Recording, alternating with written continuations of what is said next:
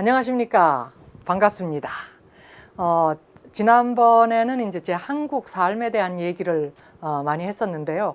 이번에는 본격적으로 저의 미국 삶에 대한 얘기를 할 텐데, 제 스토리를 말씀드리기 전에 잠깐 그 미국의 유명한 목사님 로버트 슐러라는 분이 계십니다. 그분이 한 말씀이 제 삶에 엄청난 이렇게 삶을 이렇게 반영한다고 할까요? 그래서 잠깐 읽어드리고 넘어갈까 합니다. 절벽 가까이 나를 부르셔서 다가갔습니다. 절벽 끝에 더 가까이 오라고 하셔서 다가갔습니다. 그랬더니 절벽에 겨우 발을 붙이고 서 있는 나를 절벽 아래로 밀어버리는 것이었습니다. 물론 나는 그 절벽 아래로 떨어졌습니다. 그런데 나는 그때까지 내가 날 수 있다는 사실을 몰랐습니다. 사실 경제 위기다 뭐 하면서 물론 IMF에서도 우리가 살아남기는 했지만은 많은 사람들이 좀 어려워하는 사람들이 많이 있습니다. 근데 사실 그 역경이라는 것, 어려운 시절이 바로 새로운 기회라는 것을 제가 증명도 했지만은 이분 말씀처럼 스스로 만약에 그 절벽 아래로 떨어지면은 죽는다는 걸 알면서 스스로 뛸 용기는 가진 사람이 거의 없습니다. 근데 이미 떨어지고 있기 때문에 살아남으려고 버둥거리다 보니까 자기에게 이렇게 날 수 있는 날개가 있다는 것을 그때 처음 발견을 하게 되는 거죠. 다시 말해서 역경이 오기 전에는 그냥 뭔가 좋은 아이디어가 있어도 지금이 아니라고 안주하고 있는데 새로운 걸 도전해 볼 용기도 안 생기고 이게 만약 실패하면은 하는 그것 때문에 도전을 안 하거든요. 근데 만약에 역경이 왔다, 경제적인 어려운 시절이 왔다 해가지고 이미 직장을 잃어버렸다. 옛날에는 생각만 하던 그것을 지금 시작해 볼 기회 아닙니까? 지금이야 뭐 밑자야 본전이나 마찬가지 아닙니까? 그래서 그런 식으로 하다 보니까 그야말로 이 사람은 대기업가가 될 수 있는 그 능력을 가지고 있었다. 바로 날개를 발견하게 되는 거죠. 날개를 발견하게 되면은 그 언덕 위까지만 올라가는 것이 아니고 사실은 하늘을 홀홀 날아다닐 수 있는 그것과 같은 위치라고 할 수 있는데, 제가 어린 시절에 했듯이 그 집안일 그 추운 겨울에 개울에 가서 빨래를 하고 이러는 일을 제가 스스로는 안 합니다. 그런데 닥치고 나니까 거기서 해방되기 위해서 노력하는 과정에서 박사의 꿈이 생기게 되고, 그리고 미국에 올 기회가 왔을 때는 용기를 내서 여기에 또 오게도 됐는데, 지금 어려움을 겪고 계시는 분들은 제 얘기를 들으면서 나도 하면 되겠구나. 그리고 이제 막 늦었다 생각할 때가 바로 시작할 때다 하는 것을 염두에 두시고 제 미국 생활에 대한 얘기를 좀 들었으면 하는 바람입니다. 지난번에 뭐라고 합니까? 그 유태인 식당에서 제가 호스테스로 일하는 과정까지 말씀을 드렸는데, 거기서 일을 하면서 또 손님들 중에 이렇게 한국 분들이 또 오더라고요. 그러니까 외국에 가니까 한국 사람들이 더 뭉치는 거 있죠. 그래서 그 사람들이 저를 보면서 아니 왜 여기서 이 일을 하고 있느냐, 그 맨하탄에 아리랑이라는 식당이 있는데 여기에 취직을 하면은 그야말로 웨이트레스가 그렇게 돈을 많이 벌더라고요, 식당 종업원들이. 근데 거기서 일을 하면은 또 한국 사람들 틈에서도 또 외롭지도 않고 돈도 많이 벌 수 있다. 그래서 그쪽으로 이제 이사를 간다기보다도 이제 일을 바꾼 거죠. 갔는데 거기서 일을 하면서 제가 또 아리랑 식당이 미국에서 뉴욕에서는 아주 최고의 한국 식당이었는데, 최고의 한국 식당이다 보니까 음식값이 비싸고 또 음식값이 비싸니까 팁이 많습니다. 팁이 많은데 이 한국 식당에서는 이 팁을 경력에 의해서 이렇게 퍼센티지로 나눠주는데, 저는 관악산 골프장 식당에서 일을 한 경력이 있지 않습니까? 그것을 인정을 받아가지고 71년에 제가 한 달에 1,000불씩 벌기 시작합니다. 이 1,000불 하면 사람들이 사실 막 웃어요. 이런 얘기 하면은 어떻게 한국에서 경력인데 그걸 미국에서 인정을 해주느냐. 근데 그건 너무 지나치게 기대를 하기 때문에 그렇고, 한국에서 한국 음식 나르나 미국에 가서 한국 음식 나르나 음식이 변하지 않습니다. 그리고 나르는 방법이 변하지 않습니다. 다만 고객이 그 중에 많은 사람들이 외국인이라는 것 뿐이죠. 그 음식, 식당 이렇게 종업원 일하는 경력은 마찬가지이기 때문에 그걸 똑같이 인정을 받을 수가 있거든요. 거기에서 또 제가 한마디 말씀드리고 싶은 것은 많은 사람들이 영어를 배우기 위해서 유학을 갑니다. 미국으로. 꼭 거길 가야만이 영어를 배울 수 있을 것 같아서. 근데 가가지고 보니까 한국에서 이렇게 영어 배우러 왔다 하고 오는 사람들 보면은 이제 영어 회화반에 들어가요. 가는데 가서 있다 보니까 말 하나도 안 통하잖아요. 막 갑갑하잖아요. 그러다 보니까 한국 사람 만나니까 너무 반갑잖아요. 그때부터는 한국 사람들하고만 몰려다닙니다. 물론 수업 시간, 그 시간 빼놓고는 그 다음엔 영어 회화 연습 안 해요. 그리고서는 또 음식도 한국 음식이 그리우니까 그 가서 또 한국 음식점에 가서 한국 음식만 먹고 그러다가 1년이고 2년이고 있다 한국 돌아갈 때는 영어 하나도 안 늘어서 갑니다. 차라리 이보영 씨라는 분은 그 또 EBS에서 아주 굉장히 활약을 하셨던 그 유명한 영어, 그분 영어는 저보다 더 낫습니다, 사실. 발음도 더 낫고. 근데 그분 영어가 미국에 가보지도 않고 한국에서 배운 영어였습니다. 사실 음식 나르는 게 한국에서 배워서 미국에 가서 활용하나 마찬가지듯이 영어 회화도 한국에서, 제가 미국에서 영어가 가장 잘 되게 된 것은 바로 그 무서워서 밤에 잠을 못 자서 텔레비를 많이 보다 보니까 이 영어 발음도 막 원어민처럼 나오고 실력도 굉장히 늘었는데, 한국에서 그 텔레비 얼마나 많습니까? 텔레비를 보든지 영화를 보든지 뭐 이거를 그냥 계속, 처음에 물론 못 알아들어요. 근데 반복해서 보다 보면은 이게 귀가 뚫리고 막 이제 입이 뚫리면서 말이 튀어나오고 발음도 좋게 되는데, 그 꼭 미국에 가서 영어를 배우겠다 하지 말고 돈도 없으면서 빚내가지고 할 것 없이 여기서 기초를 완전히 다져가지고 가서 하면은 엄청나게, 아주 퀀텀 립이라고 하죠. 엄청나게 아주 영어 실력이 늘어가지고 다른 것까지도 할 수 있는 그런 계기가 되는데, 아무튼 식당 일이 너무 비약을 한 것 같습니다만은, 거기서 일을 하면서 이제 한 달에 1,000불이는데 한국이 사실 그 당시만 해도 아주 찢어지게 가난할 때입니다. 71년에. 근데 그 1,000불이 얼마나 큰 돈이냐면은 제천이 우리 부모님이 거기서 살고 계셨잖아요. 근데 도로 계획 같은 것 때문에 그 집 도로를 새로 내느라고 그 있던 집을 뒤로 엄청 뒤로 이렇게 옮기는, 그러니까 말하자면 이걸 뜯어내고 거기다 새로 짓는 거죠. 그걸 하는데 전체 들었던 비용이 바로 3,000불입니다. 그런데 저는 한 달에 1,000불씩 벌고 있습니다. 거부죠, 거부. 그렇게 하면서 물론 저는 빚지고 못 사는 사람이니까 꽃돈 다 갚아버리고, 그리고 그때부터 저희 어머니한테 이제 한 달에 막 10불 정도 이렇게 보냈습니다. 용돈으로. 그러면서 엄마한테, 엄마 제발 가시나 쓸데없다는 생각하지 말고 이 가시나 진짜 쓸모있고 소중하다는 것 좀 알아주십시오 하는 마음으로 10불씩 보냈고, 아버지에게는 또 아버지 제발 이 돈 가지고 노름판에 갖다 버리지 말고 맛있는 것도 사잡수시고 좀 행복하세요 하는 마음으로 제가 10불씩을 보냈었습니다. 근데 미국에서 10불 그까짓 거 아무것도 아니었지만 한국에 오면 이게 또 엄청난, 사람의 그 몇 달 월급이 될 수도 있는 그 정도의 아주 한국이 찢어지게 가난한 시대였는데, 그러고 나니까 막 한국에서도 이제 부모님 계신 그 동네에서 막 효녀로 소문이 나고, 또 미국에 있는 그 아리랑 주변에 한국 사회가 좁잖아요. 거기서도 또 제가 효녀로 소문이 납니다.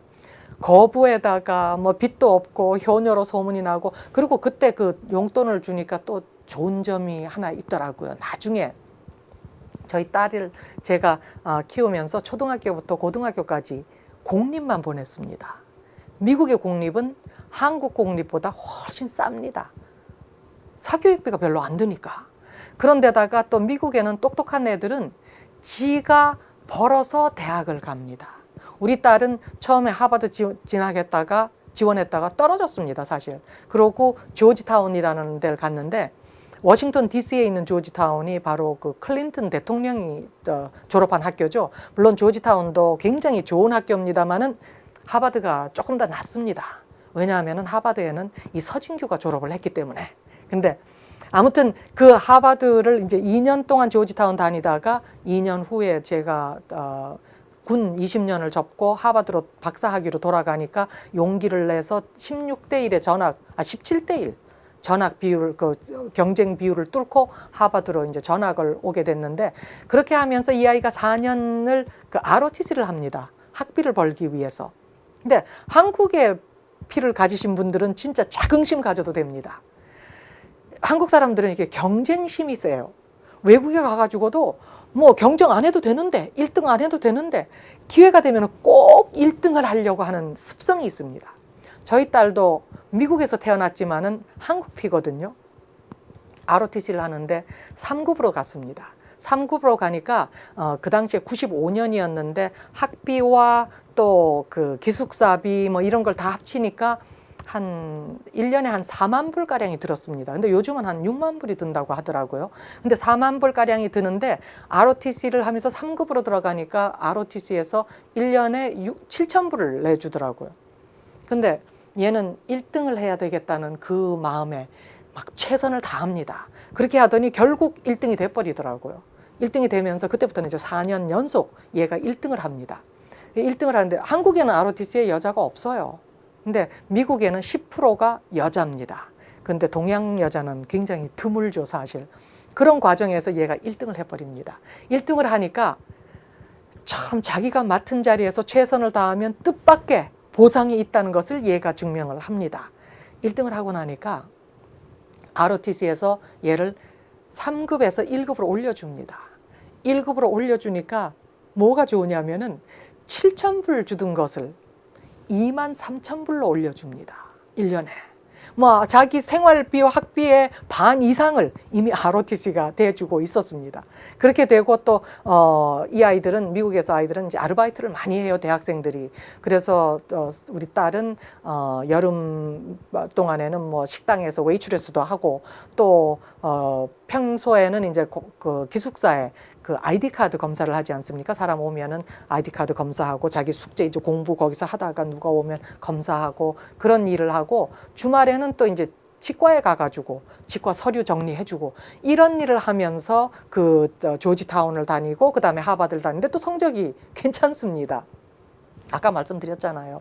시간이 부족하면은 이 잠재의식이 집중력을 무섭게 몰아주기 때문에 그 짧은 동안에 공부하는 것이 딴 사람들 10시간 공부하는 것보다도 훨씬 더 효과를 나타낼 수가 있습니다. 그런 능력을 우리 모두가 가지고 있는데 사람들이 안 쓰고 있다는 것 뿐이죠. 근데 아무튼 그렇게 해서 얘가 지가 학비를 대고 그리고 또 미국에서는 제도가 학비가 모자라면은 나라에서 싼 이자로 돈을 꿔줘요. 물론 은행이라든가 무슨 그런 것을 통해서 꿔주는 돈이지만은 싼 이자로 꿔주고 그것을 나중에 졸업한 다음에 취직해서 갚으면 됩니다. 그래서 미국에서는 돈이 없어서 공부를 못했다 하는 것은 아마도 거짓말이라고 해도 뭐 과언이 아닐 정도입니다. 요즘도 한국에서도 요즘은 이제 그런 제도를 만들려고 그 싼 이자로 꿔주고 나중에 취직한 다음에 받는 그런 제도를 지금 움직임이 일어나고 있습니다. 그래서 저도 하도 제가 이런 얘기를 떠들고 다니니까 일조를 한 것이 아닌가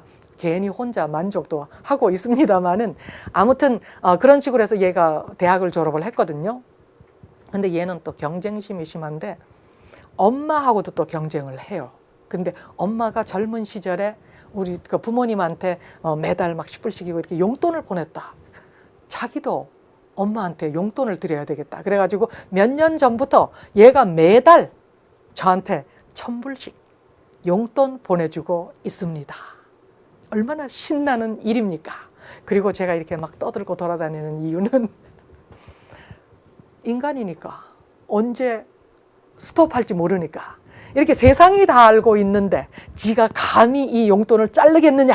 그래서 제가 이렇게 선전을 하고 다닙니다만은 중요한 것은 바로 엄마가 알게 모르게 이 아이에게 롤 모델이 됐던 거죠.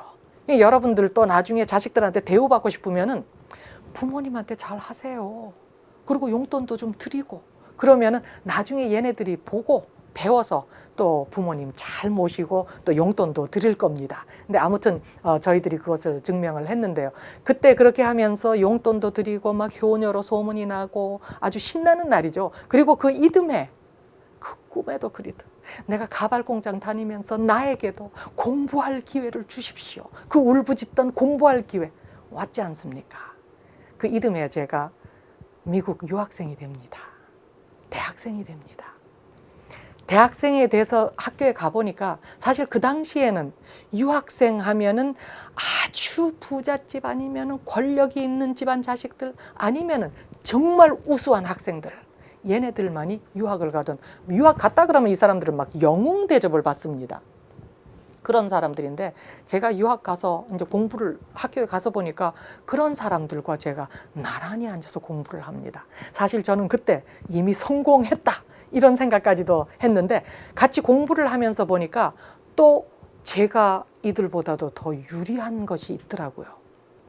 영어는 뭐 사실 물론 단어는 그들이 더 많이 알고 있었습니다. 근데 뭐 회화하는 것은 제가 생활 속에서 이렇게 회화를 맨날 하면서 있다 보니까, 그리고 또 테레비를 통해서 제가 영어를 많이 늘었지 않습니까? 그러니까 뭐 그들이나 나나 뭐 별로 차이가 없더라고요. 근데 미국에는 이 유학생들은 학비가, 공립이라도 학비가 비쌉니다. 거기다가 이 사람들은 밖에서 일을 할 자격이 없습니다. 근데 그 당시 한국이 아주 찢어지게 가난한데, 그 부잣집 자식들, 권력이 있는 집안의 자식들 외에는 뭐 대부분은 다 진짜 성적이 우수한, 그리고 일반 가정 출신들인데 돈이 없습니다. 학비가 부족합니다. 장학금을 받고 했지만은 그래도 생활을 하는데 돈이 엄청나게 부족해서 이들이 밖에 나가서 일을 하고 싶지만은 일을 할 수가 없지 않습니까? 자격이 없으니까. 그래서 그들이 보니까 어떻게 비교를 하면 되느냐면, 요즘 왜 외국에서 외국인들, 노동자들 와가지고 여기서 일 많이 하고 있지 않습니까? 근데 이게 불법 취업자들이 굉장히 많이 있지 않습니까? 그들 그야말로 아주 악몽 같은 얘기들 많이 들어보셨을 겁니다. 그런 자격이 없이 불법으로 일을 하다 보니까 엄청난 불이익을 당해도, 막 하다못해 일을 하다 손이 잘려도 어디 호소할 데가 없습니다. 추방을 당하니까.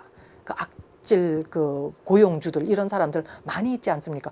그때 바로 한국 그 유학생들이 그런 고생을 하고 있더라고요. 근데 물론 그 당시에 이민을 갔던 사람들은 주로 사회에 아주 그 밑바닥 출신이라든가 그 살기 힘들어서 가는 사람들이 대부분이었는데, 거기서 이 유학생, 아니 그 이민 온 사람들은 학비가 미국 시민하고 똑같이 쳐주기 때문에 쌉니다. 거기다가 또 밖에서 일을 할 자격이 있습니다. 당당하게. 저는 또 거기다가 식당에서 일하면서 1,000불씩 벌었지 않습니까? 학교에서 보니까 다른 미국 대학생들은 사실 부잣집 애들이라도 대부분이 다 지가 벌어서 가든가 뭐 용돈을 별로 못 받고 이러는 학생들이 되기 때문에, 결과적으로 그 전체적으로 봐서 제가 가장 부자였습니다. 그래서 진짜 아주 부자의 느낌이 어떤 건가 제가 그때 느껴보기도 했는데, 그러면서 이제 그 유학 온 학생들한테 또 아무래도 또 팔이 안으로 굽잖아요.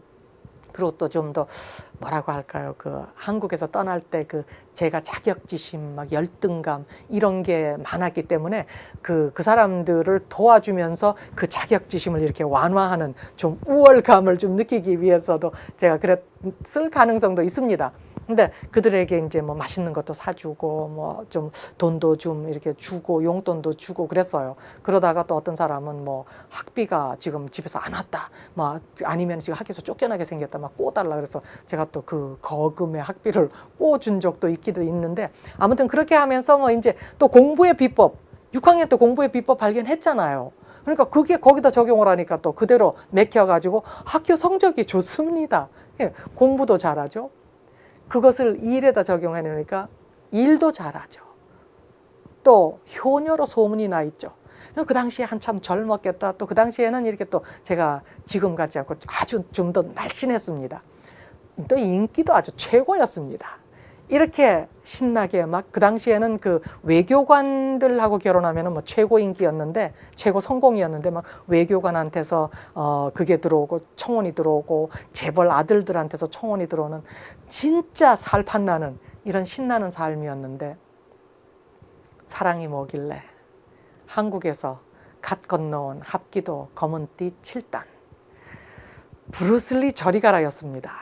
정말로 아주 완전히 그 사람에게 푹 빠지게 되고, 주변 사람들이 다 그 사람은 진짜 그게 아니다. 너는 진짜 외교관하고도 결혼할 수 있는데 왜 무일푼에다가 영어도 못하고 가진 거라고는 없고 태권도 아니 합기도 밖에는 없고, 그런데다가 또 딸까지 하나 딸린 이 남자한테 왜 가느냐. 그런데 뭐 사랑에 눈이 어둡고 나니까 비는 게 없습니다.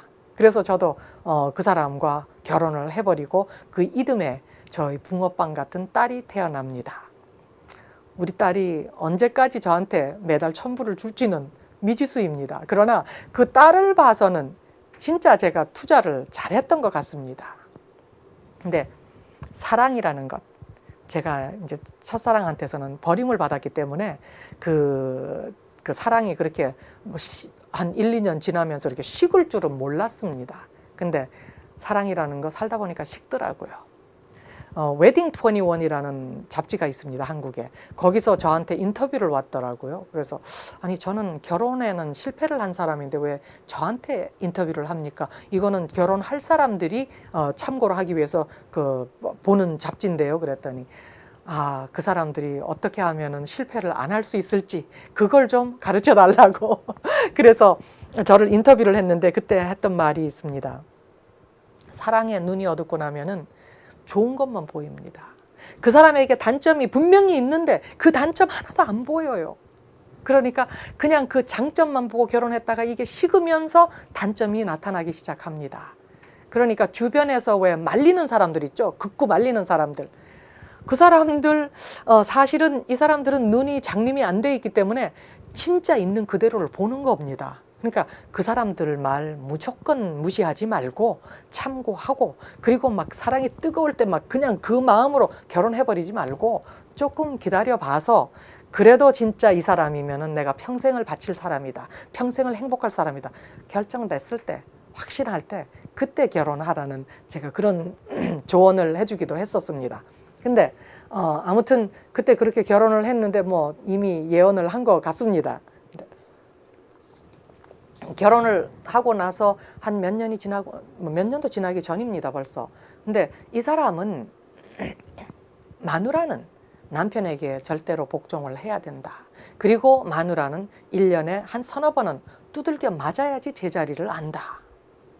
믿을 뿐만 아니라 실천을 하던 사람입니다.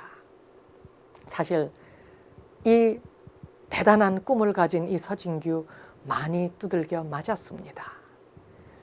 두들겨 맞으면서 다행스러웠던 것은 우리 어머니한테 옛날에 많이 두들겨 맞아가지고 이것은 뭐 견딜만 했습니다. 그런데 엄마한테 매맞는 거와 남편한테 매맞는 거는 정말 차원이 다르더라고요. 모멸감, 혐오감, 진짜 견디기가 굉장히 어려웠습니다. 그 당시에 이렇게 어떻게 해결 방법을 또 연구를 하지 않습니까? 서진규는 6학년 때부터 연구하는 습관이 있지 않습니까? 그것도 하나의 뭐 아까 로버트 슐러가 말한 날개라면 날개입니다. 어려운 역경이 주어졌을 때, 그런 환경이 왔을 때 서진규는 항상 거기서 그냥 주저앉아서 쓰러져 버리지 않고 최선의 방법을 찾아보는, 연구하는 습관이 있지 않습니까? 그래서 연구를 했습니다. 이왕에 사실 되돌고 싶지만은 되돌아봤자 뭐 사이즈로도 안 되고 힘으로도 안 되고 또 무술에 대한 실력도 안 되고 더 많이 두들겨 맞을 거 아닙니까? 결과가 뻔하니까 이제는 가장 안 아프게 매맞는 방법을 한번 연구해보자. 그래서 사실 매 맞을 때마다 이렇게 자세를 바꿔가지고 매를 맞아봤습니다. 참 신기하죠? 자세에 따라서 더 아프고 덜 아픈 게 있습니다. 그러니까 또 이제 서진규는 거기서 더 한 계단 더 나아갑니다. 그럼 요런 자세로 했을 때 더 아팠고, 요렇게 하니까 덜 아팠다, 요렇게 하니까 더 덜 아팠다. 그러면은 요것을 바꿔서 요런 식으로 맞아보면은 진짜 안 아프지 않을까? 이렇게 연구를 하는 입장이 돼 보니까 연구자가 되니까 내가 지금 모멸감을 느끼면서 두들겨 맞는 그 매맞는 아내라는 입장을 잊어버리고 나는 연구가로서 연구를 하는 입장이 된 것처럼 이제는 이 사람이 전에는 때릴 걸 맞을 걸 생각하면은 막 가슴이 뒤틀리고 막 배가 뒤틀리고 막 속이 뒤집어지고 했는데 이렇게 연구하는 입장이 되니까 이게 기다려지는 거 있죠. 빨리 이 사람이 한번 더 때려줘 봐야, 이걸 시험을 해봐야 이게 듣는지 안 듣는지를 알게 될 거 아닙니까? 그래서 그렇게 하다 보니까 나중에는 진짜 안 아프게 매맞는 방법도 발견했습니다. 상대방의 주먹이 내 피부에 닿기 0.1초 전에 온몸에서 힘을 그대로 탁 빼버립니다. 그러면 이쪽에서 치면 이쪽으로 휘청, 이쪽으로 치면 이쪽으로 휘청. 하나도 안 아파요. 진짜 안 아파요. 물론 때려서는 안 되고 맞아서는 안 되는 일입니다. 그러나 만약 꼭 맞아야 한다면은 한번 활용해 보세요. 진짜 듣습니다. 근데 중요한 것은 여기에 또 레슨이 있더라고요. 같은 공부를 하건 같은 일을 하건 내 마음이 태도가 어떠냐, 거기에 따라서 이것이 천당이 될 수도 있고 지옥이 될 수 있습니다. 같은 일을 하더라도 이 일을 진짜 먹고 살기 위해서 어쩔 수 없이 하고 있다 그러면 그것이 너무도 지겹습니다. 아침에 일어나서 거길 간다는 것 자체가 막 아침에 일어나는 것도 싫고 가는 것도 내내 막 졸면서 나는 언제까지 이러고 살아야 되나, 그 살아야 되나 하고 그 좌절하고 힘들어하는 그 순간순간들이 연결이 되면 이게 바로 인생입니다. 전체. 그럼 이 사람은 평생을 불행하고 하기 싫은 일 억지로 하면서 살다가 가버리면 다시 안 옵니다. 같은 일을, 이 일이 내 행복과 무슨 관련이 있는가? 이 일로 인해서 내가 정말 하고 싶은 그림도 그리고 내가 하고 싶은 여행도 하고 내 자식이 정말 아주 미래를 거기에 세울 수 있는 일을 할 수 있다. 너무 고마운 일이다. 그런데 이 일을 요걸 요렇게 가르쳐 준 대로 요렇게 하는 것보다는 요걸 요렇게 변경시켜서 요렇게 하면은 더 효과도 나고 더 재밌지 않을까? 이런 연구하는 마음으로 같은 문제를 봤을 때 여기에 또 다른 진미가 있고 정말 생각지도 못하던 막 결과를 이뤄냅니다. 그리고 신나는 것이 뭐냐면은 상관이 따로 없습니다. 진짜 이 일에 마음을 두고 이 일을 최선을 다해서 최고로 만들어내는 이 부하는 상관을 부릴 수가 있습니다. 왜냐하면 모든 상관들이 원하는 부하, 그리고 또 모든 부하들이 이 사람을 따르고 싶어 합니다. 그럼 이 사람을 놓치지 않으려고 상관들은 비위를 맞추고 이 사람이 하자는 대로 하게 됩니다. 그럼 자기가 어떤 지위에 있던 자기 보수들이 다 자기의 부하가 됩니다. 삶이 신이 납니다. 시너지가 생기면서 정말 재밌고 그러면서 결과는 더 생기고 그 결과적으로 많은 것을 이루게 됩니다. 근데 그런 큰 위대한 진실이 바로 그 매맞는 아내의 그런 입장에서도 발견이 될 수 있다는 것을 지금 좀 비약을 해서 말씀을 드렸는데요. 물론 그럴 때 매맞을 땐 사실 저는 참 불행하다고 생각했었습니다. 근데 지금 돌이켜 보면은 그것이 바로 서진규를 이제 성공으로 이끌어가는 그런 또 전환점을 이렇게 저에게 마련해 주게 되는데, 그렇게 하면서 그런 발견은 했지만은 이 자존심이 아픈 것은 어떻게 쉽게 마무리가 안 되더라고요. 그 자존심이 상하면서 나는 이 사람에게 복수를 해주고 싶다는 그 야심이 엄청나게 또 살아납니다. 그 복수를 해주고 싶다는 그 야심, 유명한 말이 있죠. When you know what, how will show up. 당신이 원하는 것이 무엇인지 확실히 알 때 어떻게 라는 방법은 스스로 모습을 드러낸다. 이런 말이 있는데, 제가 이 사람에게 복수를 해주고 싶다고 하니까 상상 속에서 이 우주가 복수하는 방법을 보여줍니다. 이 사람이 잠이 들었을 때 제가 식칼을 들고 가서 그 사람 가슴팍을 그대로 찔러버려서 복수를 하는 장면을 내게 보여줍니다. 그런데 더 두려운 것은 그런 장면을 보면서 제가 막 통쾌해집니다. 너무 신이 납니다. 서진규는 세상을 바꿀 수 있습니다. 이 가능성, 그런데 서진규만 가지고 있는 것이 아니라 여러분 모두가 그 가능성 가지고 있습니다. 그러나 동시에 우리는 그 무시무시한 살인마가 될 수 있는 그 가능성도 함께 가지고 있습니다. 마지막 선택입니다. 마지막에 어떤 선택을 하느냐에 따라서 우리 운명이 모두가 바뀌어버립니다. 서진규는 자신을 존중하는 사람입니다. 그런 엄청난 지옥으로 추락하도록 내버려 두지 않습니다. 그때 자에게 가장 큰 힘을 준 것은 바로 모성애였습니다. 이제 태어난 지 몇 개월 되지도 않았던 저의 딸 안았습니다. 안고 내 신세 타령을 하면서 한없이 울었습니다. 한참을 울고 나니까 속이 풀리고 그러면서 길이 보입니다. 저에게 물었습니다. 너는 자라면서 가난한 술장사의 딸로 자란 것이 어찌 그것이 내 잘못이냐며 세상을 원망하지 않았느냐. 그런데 이 아기, 네가 가장 사랑한다는 이 아기는 도대체 무슨 죄가 있어서 이 아기를 살인마의 딸로 자라게 하려 하느냐. 그리고 이 남자가 그렇게 위대한 인물이냐.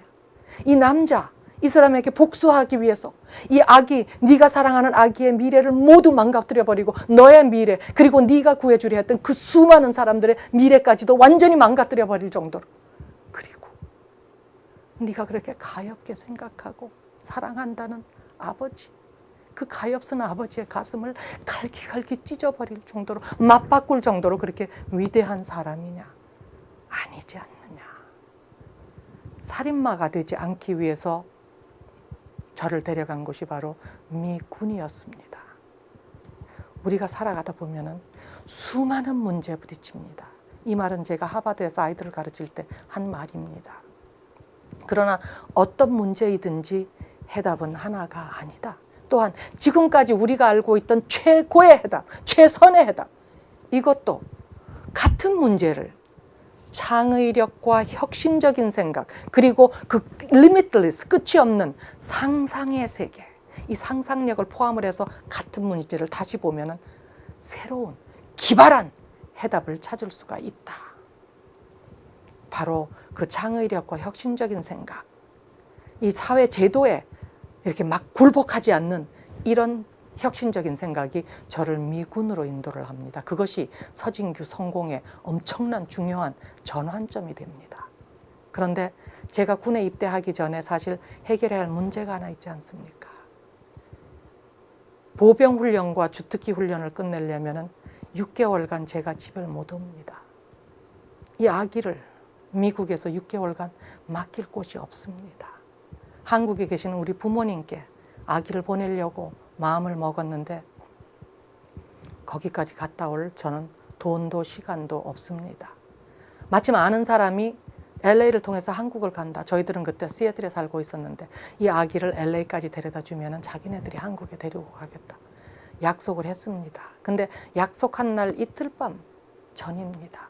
밤에 자는데 배가 너무도 찢어지게 아픕니다. 너무 배가 아파서 잠이 깼는데 보니까 깜깜한 밤, 불도 안 켰습니다. 근데 알고 보니까 방바닥이 다 피투성입니다. 알고 보니 저는 또다시 임신을 하고 있었습니다. 군에 입대하려면 우리가 예방주사를 수없이 맞습니다. 그 예방주사가 다 병균들 아닙니까? 뱃속에 생긴 갓난 아기를, 뱃속에 생긴 아기를 그 병균들이 죽여버렸습니다.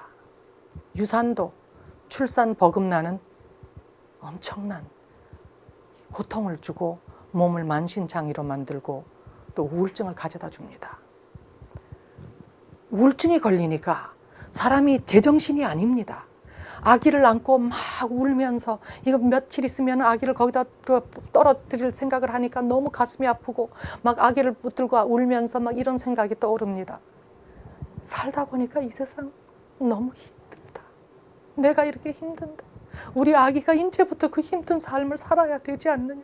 사랑한다면서 사랑하면은 차라리 이 아기를 지금 죽여주면은 그것이 아기를 구하는 일이 아니니 아기를 지금 죽이고 네가 죽으면은 이 힘든 고통 다 끝나지 않느냐. 굉장히 설득력이 있습니다. 그러나 그때도 제 자신의 목소리가 들려옵니다. 너는 이것으로 끝날 것이 아니다. 너에게는 위대한 사명이 있지 않느냐. 너는 다시 살아나고 그리고 이 아기에게도 이승에서 살 수 있는 기회는 단 한 번뿐이다. 그 아기의 한계가 어디인지 살아볼 기회를 줘야 하지 않느냐. 자신의 힘만큼 강인한 힘이 없습니다. 결국 약속한 날 우유병 몇 개, 기저귀 몇 개, 10월달 한국은 춥다 포대기 해가지고 비행기를 타고 LA를 가서 그 사람에게 아기를 넘겨줍니다. 아기는 잠이 들어서 그 사람 어깨에다 목을 턱 걸치고 탑승구 안으로 사라져 갔습니다. 군대 훈련 굉장히 힘들었습니다. 저는 온몸 일으키기를 한 번을 못 합니다. 유산한 지 한 달 됐습니다. 아기를 낳은 지 8개월 됐습니다. 만신창이의 몸으로 군 생활을 하는데 너무도 못하니까, 그리고 또 막 교관들이, 미군은 자원 입대입니다. 실력이 없는 자를 솎아냅니다. 소리를 지릅니다. 귀에 따라다니면서 야단을 치고 소리를 지르니까 막 욱박 지르니까 알던 것도 못하고, 영어도 조금은 그 5년이 됐으니까 어느 정도 했는데 막 사투리로 막 그 큰 흑인 남자가 막 소리를 지르니까 이거는 막 뭘 따라 할 수가 없습니다. 그러면서 실수를 많이 하게 되고, 실수를 하면서 막 단체 기합을 받고 왕따를 당하고, 그런 속에서도 아직도 희망이 있기에 내가 성공을 해야 우리 아기에게도 미래의 큰 꿈이 열린다. 그 마음으로 저는 또다시 뛰기 시작을 합니다. 일어납니다. 그리고 다른 사람들에게, 다른 사람들이 못하는 제가 또 장점이, 강점이 있지 않습니까? 그 군대 생활은 체력만이 아니고 이런 막 작은 사소한 거에 신경을 쓰는 그 정신을 키워줘, 습관을 키워줘야 합니다. 전장에 하다못해 미사일을 쏠 때 몇 시에, 몇 분에, 몇 초에 쏘라는 그게 있는데 잠깐 사소한 데 신경을 쓰다가 이걸 놓쳐버리면은 그 페이트리엇이라는 거 있죠. 한국말로는 패트리오트라고 하는데, 상대방이 미사일을 쐈을 때 여기서 쏴서 공중에서 터뜨려버리는, 약간 사소하게 실수를 하면은 놓쳐버리지 않습니까? 그래서 그런 훈련을 시키느라고 하다못해 청소 같은 거, 뭐 그까지 침대뽀, 이까지 그거 조금 틀리면 어떻습니까? 이런 것까지 검사를 하고 뭐 아주 철저합니다. 근데 저는 뭐 식모일은 자신이 있지 않습니까? 그래서 제 거 완벽하게 해놓고, 얘네들은 천방지축입니다. 미국 애들. 얘네들 거 도와주고, 그러다 보니까 얘네들이 내가 그걸 자기의 약점을 도와주니까 자기네들도 나를 돕기 시작을 합니다. 쉬는 날 나가지 않고 발목 잡고 온몸 일으키고 훈련시키고 같이 뛰어주고, 그렇게 하다 보니까 결국 나중에 막 시너지가 생기고 사기가 올라가고, 그러면서 2달, 보병 훈련이 2달인데 거기서 200명 중에서 이 서진규가 막 1등으로 졸업을 하게 됩니다. 10살이나 어린 사람들, 그 젊은 사람들과 같이 훈련을 받고 말입니다. 거기서 중요한 것은 바로 가서 경쟁을 할 때 항상 다른 사람들이 일반적으로 생각하는 것에만 집중을 하지 마라. 그것이 만약에 자기의 약점이라면은, 자기의 강점을 잘 활용하면은 자기의 약점을 보강을 할 수 있고, 남들의 약점까지도 도와주면서 결국은 거기서 엄청난 성공을 이룰 수 있다는 그것을 가르쳐주고, 또 한 가지 중요한 것은 나에게 자신감을 줍니다. 아, 하면 되는구나. 밑바닥, 완전히 나고병이었는데 자기가 자기를 버리지 않고 꿈을 주면서 사명감을 주면서 하니까 되는구나. 자신감. 그때부터는 물론 사병으로 입대했는데 사병으로서도 아주 탑에 가까운 우수한 사병을 역할을 합니다. 그리고 4년 반 후에는 제가 장교 도전을 하고, 또 장교로서도 아주 우수한 장교가 되고, 그리고 나머지 그 장교 생활을 다 아주 우수한 장교 생활을 하게 됩니다. 근데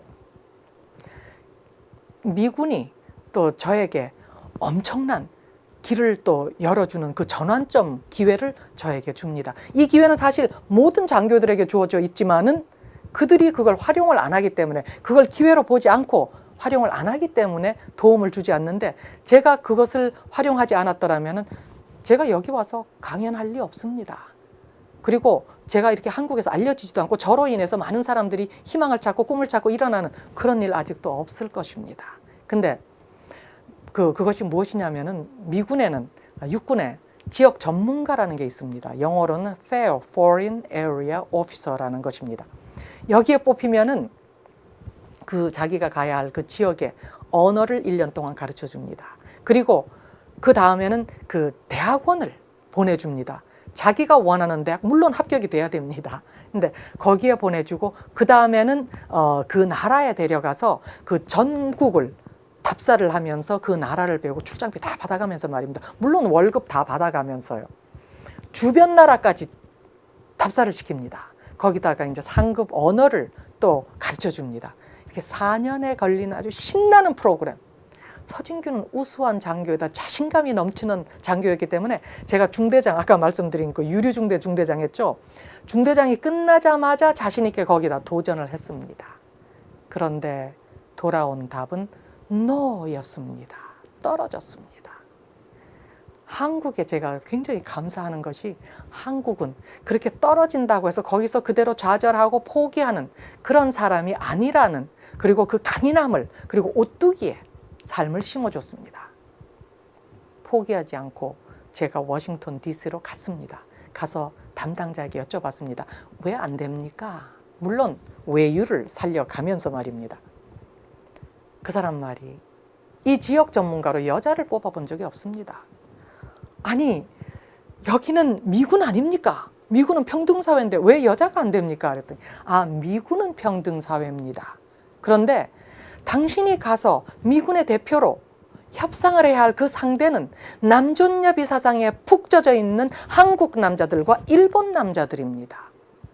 지금까지 여자를 안 뽑았는데 왜 하필이면은 일본의 식민지였던 한국 출신 여자를 뽑겠습니까? 일본 남자들이 당신을 얼마나 우습게 보겠습니까? 미군은 개인의 야심, 꿈 존중합니다. 그래서 그들을 밀어주려 하지만은 만약에 그 개인의 꿈이, 야심이 미군의, 나라에 손해를 가져올 수 있다. 그러면은 미군과 나라를 위해서 개인의 꿈과 야심은 접어야 하는 것이, 희생을 해야 하는 것이 상식 아닙니까? 미군에 와서 뭘 배웠습니까? 물론 제가 미군에 첫 발을 들여놓는 그 순간부터 듣는 것이 군과 나라를 위해서 너를 희생할 각오를 해라. 한국에서도 유명한 말 아닙니까? 역사적으로 나라를 위해서 자기를 희생한 사람들은 영웅이 되지 않습니까? 그런데 아까 말씀드렸죠?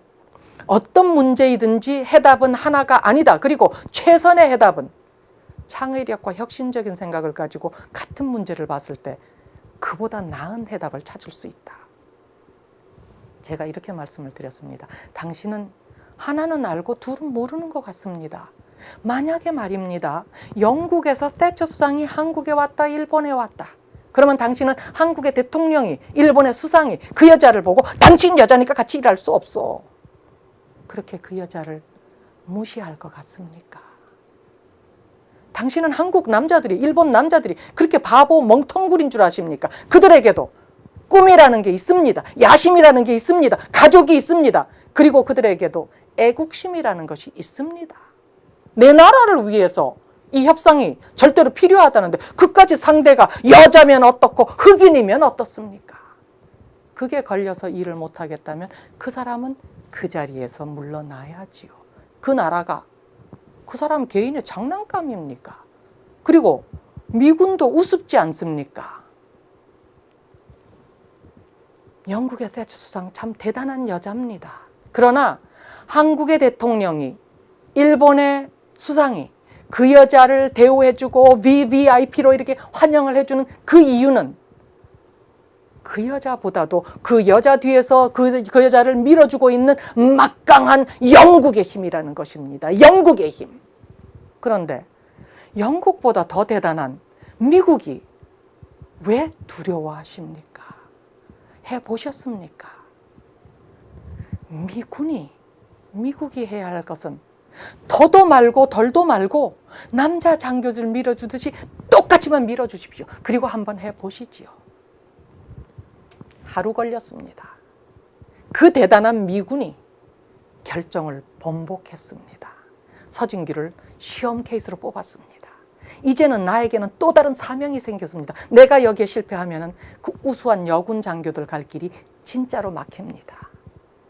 서진규는 목표가 생기면 3가지 리스트를 만든다. 첫째, 이 목표를 달성하기 위해서 꼭 필요한 것은 무엇인가? 둘째, 나는 이미 무엇을 이뤄놨는가? 셋째, 그러면 지금부터 내가 준비해야 할 것은 무엇인가?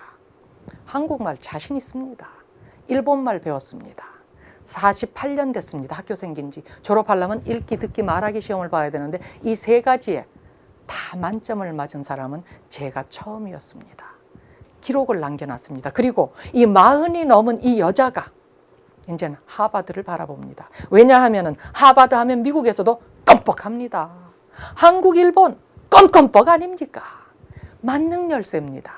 그래서 하버드에 도전장을 냅니다. 물론 하버드가 저의 최종 목표 지점이었다면 그것이 너무도 높은 태산처럼 보여서 저는 겁이 나서 도전 못했을 것입니다. 그런데 저에게는 더 큰 사명이 있지 않습니까? 이 사명을 이루는데 하버드는 하나의 도구에 불과했습니다. 그런 마음가짐으로 하버드를 보니까 두려움이 작아집니다.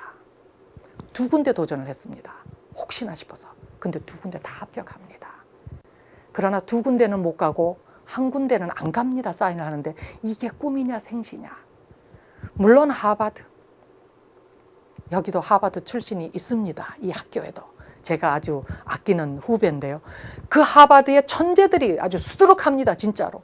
저보다 20살 이상이 어린 사람들이 대부분입니다. 근데 하버드에서 제가 나이가 그렇게 많다고 하나도 안 봐줍니다.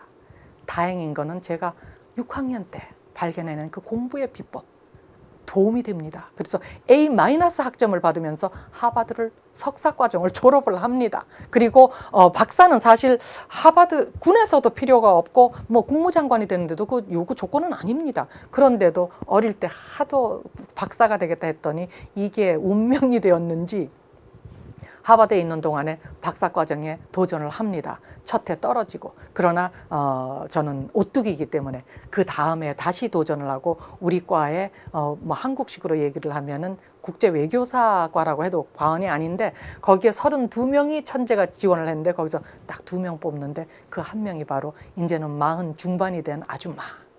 그러나 서진규는 현역 장교였습니다. 그래서 학교에다 휴학계를 내고 일본으로 건너갔습니다. 일본의 식민지였던 한국 출신 여자이기 때문에 엄청나게 무시할 것이라던 그 일본 대단한 남자들, 장군들, 이런 사람들을 만나면서 제가 명함을 내밀었습니다. 이 사람들은 명함을 검토하는 습관이 있습니다. 풍습이. 뒷자리 첫 줄에다가 하버드 다이가쿠인 하카세 가테 사이가쿠추, 하버드 대학원 박사과정 재학 중, 그리고 소령으로 이미 진급이 됐습니다. 이 사람들이 보더니 첫 마디가 스고이 데스네 하바도노 하카세 가테 소레노 배군노 쇼사도노 콘나 스바라시 카타와 아따 코토가 나인데스. 뭐 이렇게 대단한 사람을 만나본 적이 없습니다. 정말 같은 동양인으로서 아주 자긍심을 느낍니다. 얼마나 미군이 정책을 잘못하고 있었습니까? 서진규는 아주 대환영을 받으면서 거기에 시작을 합니다. 물론 그렇게 환영을 받고 들어갔어도 자기가 인간성이 틀려먹었다, 실력이 없다, 노력이 없다, 완전 실패입니다. 근데 서진규는 인간성도 좋아, 실력도 있어, 노력도 하는 사람입니다. 최고로 성공을 해버립니다. 그 성공을 하면서 그 대단한 미군이 제도를 바꿔서 제가 일본에 있는 동안에 우수한 여군 장교들을 배치를 시작을 합니다. 이 여군 장교들에게는 서진규는 전설적인 인물 아닙니까? 꼭 찾아옵니다. 그리고 일본 학교를 졸업한 사람들에게도 서진규는 전설적인 인물입니다. 한국말과 일본말 두 개 다 시험을 만점을 맞고 온 사람은 저밖에 없으니까요. 찾아오고 막 신나는데 올해 제가 그 프로그램을 시작한 것이 시작했던 것이 1989년, 지금부터 딱 20년 전입니다. 근데 올해 20년 만에 제 레코드를 일본어와 한국말 만점 맞은 그것을 매치를 시킨 사람이 나타났습니다. 물론 넘어갈 수는 없습니다. 100점이 만점, 그 만점 이상은 없으니까. 딱 매치를 시킨 사람이 나타났습니다. 바로 서진규의 딸 제스민 성아초입니다. 그리고 엄마가 20년 전에 없던 문 만들어 놓고 없던 길 다져 놓으니까 올해부터 저의 딸이 바로 그 길로 들어갑니다. 그래서 이 아이는 이미 고등학교를 졸업할 때 한국말, 일본말, 영어가 다 원어민처럼 능통합니다. 그래서 일본어 학교를 갈 필요는 없고 대신 이미 조지타운 2년, 하버드 2년을 다녔기 때문에 이번에는 프린스톤에서 지금 석사과정을 밟고 있습니다. 그리고 내년이면 일본으로 가서 이것이 다 국무장관으로 되는데 엄청나게 도움이 되는 외교관 일들입니다. 다시 말해서 엄마가 가발공장 직공이었을 때 좌절하고 또 가는 곳마다 길이 막혔을 때 자기를 포기하고 버렸더라면 저희 딸이 어떻게 해서 고등학교를 졸업할 때 대통령상을 타고 하버드를 졸업하고 그리고 이 아이도 역시 엄마를 따라서 국무장관까지, 그리고 국무장관 이상으로 이미 오바마가 대통령이 된 이때 저희 딸도 대통령을 바라볼 수 있게 되지 않습니까? 이 모든 것이 어떻게 해서 가능했겠습니까? 내가 나 자신에게 세상이 너를 버려도 나만은 너를 지켜준다. 세상 어디를 가든 내가 너를 도와준다. 나를 지켜주었기 때문에 가능했던 것입니다.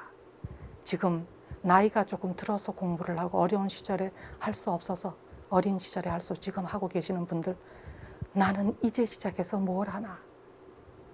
그것이 자신만을 키우는 일이 아닙니다. 자기가 자기를 지켜주는 일은 바로 자기를 지키고 자기 가족, 자기 자식들의 꿈을 이루게 새로운 길을 열어주는, 세상을 바꾸는 엄청난 일이 될 수 있습니다. 세상이 나를 힘들게 하는데 나까지 그들과 동참해서 나를 힘들게 하면 내가 너무 불쌍하지 않습니까? 자기 자신 버리지 마시고, 그리고 우리에게는 한 번뿐인데 자기를 꼭 지켜가시기 바라고요. 그리고 제 인생 철학 소개를 해드리면, 첫째, 우리 인간은 태어날 때 아무런 선택이 없다. 어느 누구도 태어난 배경만을 가지고 차별을 한다면 우리 인류에게 큰 손실로 다가온다. 둘째, 우리 인간은 죽는다는 사실에서도 아무런 선택이 없다. 우리 모두는 죽을 것이다.